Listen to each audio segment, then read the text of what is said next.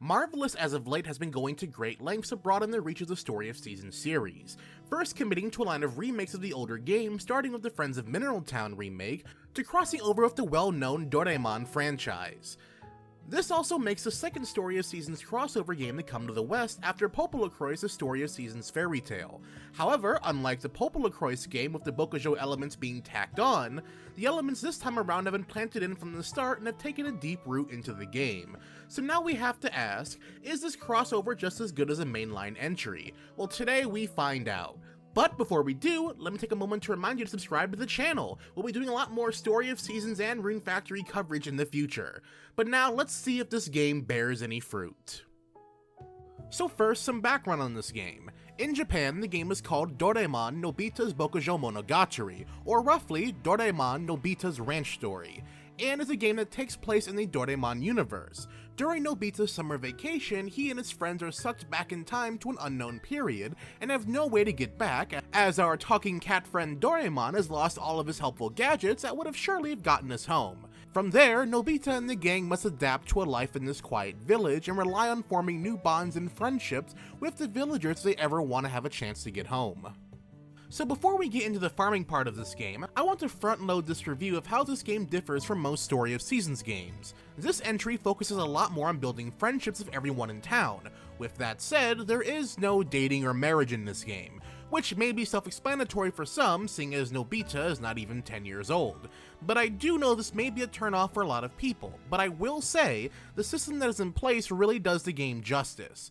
Compared to your average Story of Seasons game, this one has many more friendship events that involve multiple people around town, which all tie into the main plot of trying to find a way home.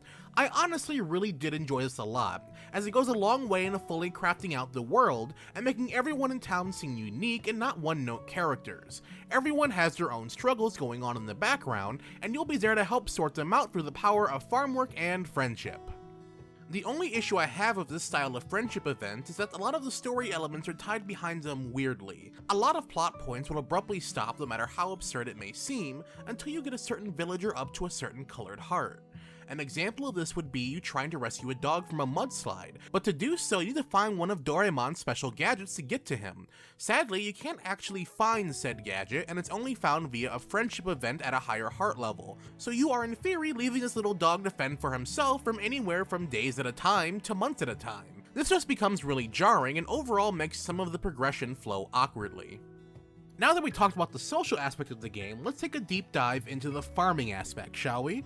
Doraemon Story of Seasons gameplay was inspired from Story of Seasons Back to Nature for the original PlayStation, or Friends of Mineral Town for those who are more familiar with the Game Boy Advance remake of the game, and it really does show. For those of you expecting the gameplay to be similar to that of the more recent trio of towns, you'll be in for a bit of a shock, as the game will be taking a step back to the olden farming days. You'll be plowing your fields one square at a time. However, the biggest difference here is that each bag of seeds only make up for one seed, so you'll have to buy enough to keep the farm going as opposed to one bag making 9 seeds.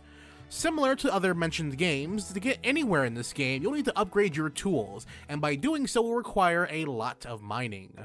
Rejoice for those who have missed the mining days of old. Long gone are the days of checking in at one rock every day. We have returned to exploring the depths of an old mine to find materials. The deeper you go, the better resources you'll find to help upgrade your tools and to help line your wallet. However, it should be noted that tool upgrades and building upgrades will require a lot of materials for you to do this, so expect several expeditions to get enough materials for just one tool upgrade. The bright side though is that the mines only reset at the end of every day, so you can leave and come back if you run low on supplies. You will also be able to raise your own livestock on your farm, from chickens to cows to sheep. Nothing really special, but they do a good job of providing income, and a good way to create new items to give people around town. Just be careful, it is very easy to unintentionally neglect your animals. We have returned to the days of Story of Seasons A Wonderful Life, whereas the weather can change at a moment's notice and begin to rain, causing your animals to get sick. Be sure to always keep an eye on what the weather is going to be like at the town bulletin board. Oh, and what's a Story of Seasons game without proper festivals?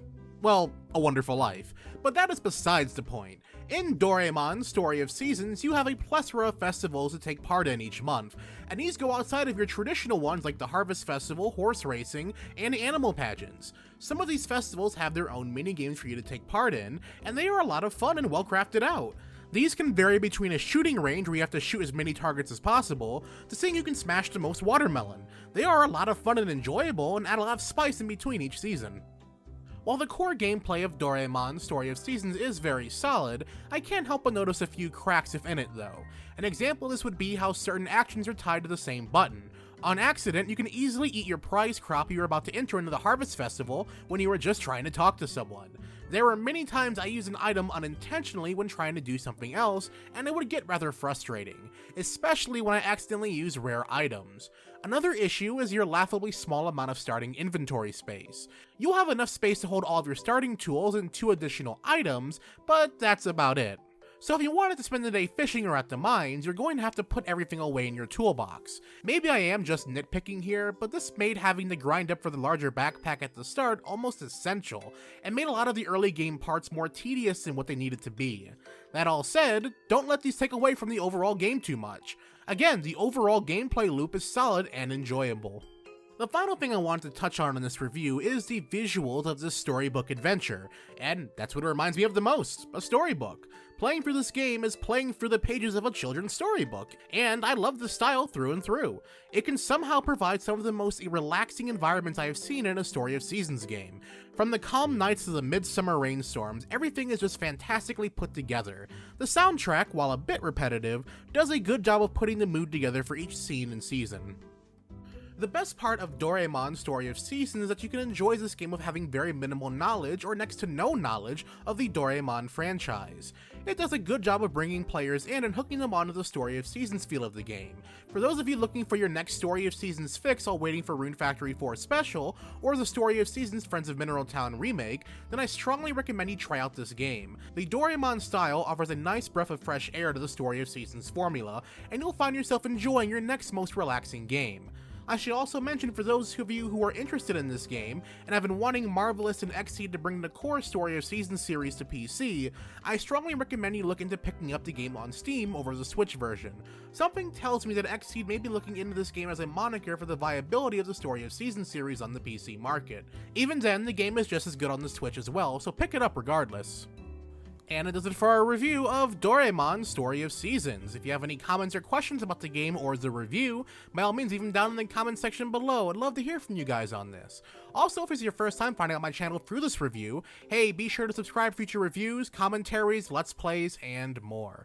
And also, I'd like to thank all my patrons on Patreon and YouTube members for making today's review possible. And as always, everyone, thanks for watching.